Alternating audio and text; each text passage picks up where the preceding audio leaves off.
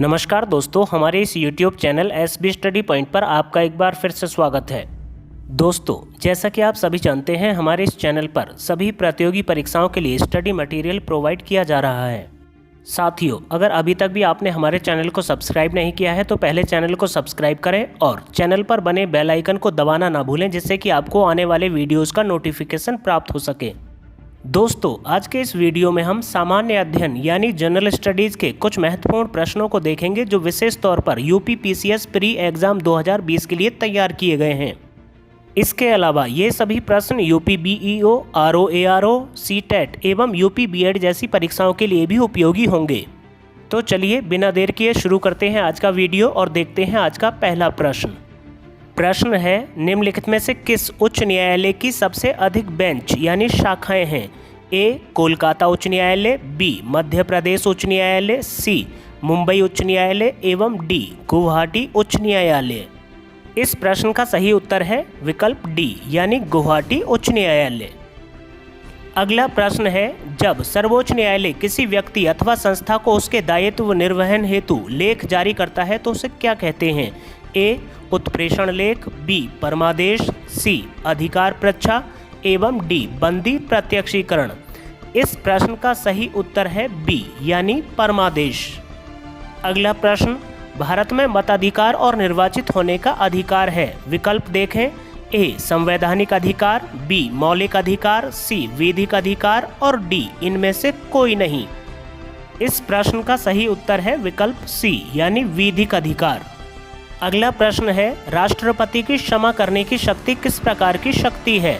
विकल्प ए. विधायी शक्ति, बी. न्यायिक शक्ति, सी. कार्यपालिका शक्ति या डी. इनमें से कोई नहीं। इस प्रश्न के लिए सही उत्तर है बी यानी न्यायिक शक्ति।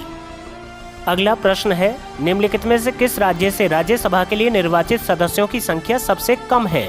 विकल्प ए. छत्तीसगढ़, बी. हिमाचल प्रदेश, सी. झारखंड और डी. जम्मू कश्मीर। इस प्रश्न का सही उत्तर है विकल्प बी यानी हिमाचल प्रदेश। अगला प्रश्न है, भारत में कौन सा एकमात्र ऐसा राज्य है जहां कॉमन सिविल कोड लागू है? ए. गुजरात, बी. मिजोरम, सी. नागालैंड और डी. गोवा। इस प्रश्न का सही उत्तर है विकल्प डी यानी गोवा। अगला प्रश्न है, किस वेद में सभा और समिति को प्रजापति की दो पुत्रियां कहा गया है? ए. ऋग्वेद, बी. सामवेद, सी. यजुर्वेद और डी. अथर्ववेद। इस प्रश्न का सही उत्तर है विकल्प डी यानी अथर्ववेद। अगला प्रश्न है, निम्नलिखित में से कौन व्यक्ति मुगल सम्राट द्वारा नियुक्त बंगाल का अंतिम गवर्नर था? ए. सरफराज खान, बी. मुर्शीद कुली खान, सी. अलीवर्दी खान और डी. सुजाउद्दीन मोहम्मद खान। इस प्रश्न का सही उत्तर है विकल्प बी यानी मुर्शीद कुली खान।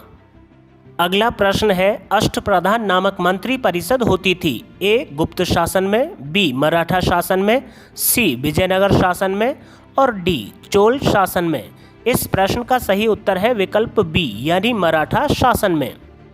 अगला प्रश्न है, दिल्ली सल्तनत का सर्वाधिक विद्वान शासक जो खगोलशास्त्र, गणित एवं आयुर्विज्ञान सहित अनेक विद्याओं में माहिर था? ए. इल्तुतमिश, बी. अलाउद्दीन खिलजी, सी. मोहम्मद बिन तुगलक और डी. सिकंदर लोदी। इस प्रश्न का सही उत्तर है विकल्प सी यानी मोहम्मद बिन तुगलक। अगला प्रश्न है, निम्नलिखित में से किसे हिंदी खड़ी बोली का जनक माना जाता है? ए. अमीर खुसरो, बी. मलिक मोहम्मद जायसी, सी. कबीर और डी. अब्दुल रहीम खान ए खाना। इस प्रश्न का सही उत्तर है ए यानी अमीर खुसरो। अगला प्रश्न है, वर्ष 1921 का मोपला विद्रोह कहाँ हुआ था? ए. तेलंगाना में, बी. विदर्भ में, सी. मालाबार में और डी. मराठवाड़ा में। इस प्रश्न का सही उत्तर है विकल्प सी यानी मालाबार में। दोस्तों, आपको बता दें, मालाबार केरल के तट को कहा जाता है। अगला प्रश्न है, वर्ष 1857 के संग्राम को प्रथम स्वतंत्रता संग्राम का नाम किसने दिया था? A. B. A. Smith, B. P.E. Roberts, C. B.D. Savarkar और डी. ये सभी। इस प्रश्न का सही उत्तर है विकल्प सी यानी V.D. सावरकर।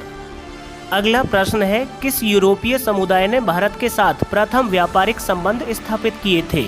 ए. British, B. Dutch, C. फ्रांसीसी और डी. पुर्तगाली। इस प्रश्न का सही उत्तर है विकल्प डी यानी पुर्तगाली। अगला प्रश्न है, भारत में लोक सेवा का प्रवर्तन किया गया था। ए बेंटिक के शासनकाल में, बी कॉर्नवालिस के शासनकाल में, सी कर्जन के शासनकाल में और डी डलहौजी के शासनकाल में। इस प्रश्न का सही उत्तर है विकल्प बी यानी कॉर्नवालिस के शासनकाल में। अगला प्रश्न है, एशियाटिक सोसाइटी ऑफ बंगाल के संस्थापक कौन थे। A James Prinsep, B sir James Mackintosh, C William Jones और डी वॉरेन हेस्टिंग्स। इस प्रश्न का सही उत्तर है विलियम जोन्स। अगला प्रश्न है, निम्नलिखित ज्वालामुखियों में से किसे भूमध्य सागर का प्रकाश स्तंभ कहा जाता है। ए एटना, बी पेली, सी स्ट्रोम्बेली और डी वेसुवियस। इस प्रश्न का सही उत्तर है सी यानी स्ट्रोम्बेली। अगला प्रश्न है, भूमध्य रेखा, कर्क रेखा और मकर रेखा तीनों रेखाएं किस एक महाद्वीप से होकर गुजरती हैं। ए अफ्रीका, बी एशिया, सी उत्तरी अमेरिका और डी दक्षिण अमेरिका। इस प्रश्न का सही उत्तर है विकल्प ए यानी अफ्रीका महाद्वीप। अगला प्रश्न है, निम्न में से कौन सा सूर्य का निकटतम ग्रह है। ए बुध, बी पृथ्वी, सी शुक्र और डी मंगल। इस प्रश्न का सही उत्तर है विकल्प ए यानी बुध।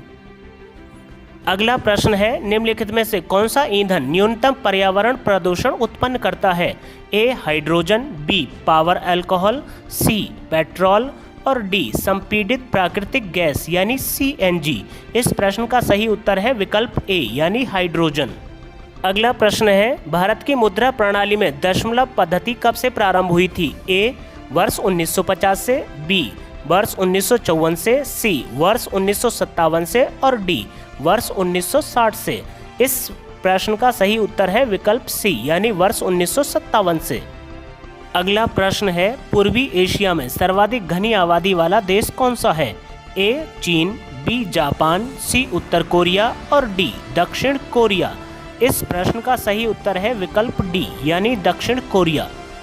अगला प्रश्न है, वर्ष 2011 की जनगणना के आंकड़ों के अनुसार इसमें से कौन सा राज्य सर्वाधिक जनसंख्या वाला राज्य है। ए मध्य प्रदेश, बी आंध्र प्रदेश, सी ओडिशा और डी उत्तर प्रदेश। इस प्रश्न का सबसे सही उत्तर है विकल्प डी यानी उत्तर प्रदेश। अगला प्रश्न है, ठुमरी गायिका गिरिजा देवी का संबंध है। ए बनारस घराने से, बी जयपुर घराने से, सी लखनऊ घराने से और डी रामपुर घराने से। इस प्रश्न का सही उत्तर है ए यानी बनारस घराने से।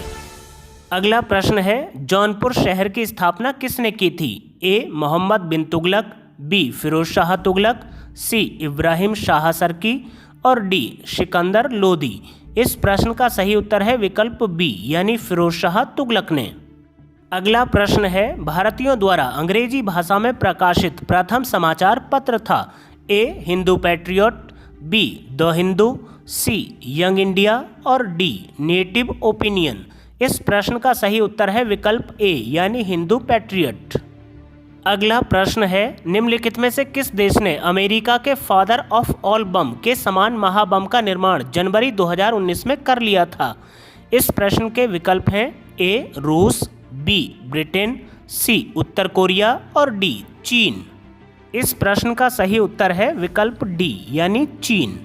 दोस्तों, आज के इस वीडियो के लिए इतना ही और वीडियो को अंत तक देखने के लिए आप सभी का धन्यवाद। अगर आप लोगों को वीडियो पसंद आया हो तो प्लीज़ वीडियो को लाइक करें और चैनल को सब्सक्राइब करें। एक नए वीडियो के साथ फिर उपस्थित होंगे, तब तक के लिए आप अपना ख्याल रखिए और स्वस्थ रहिए। Thank you so much.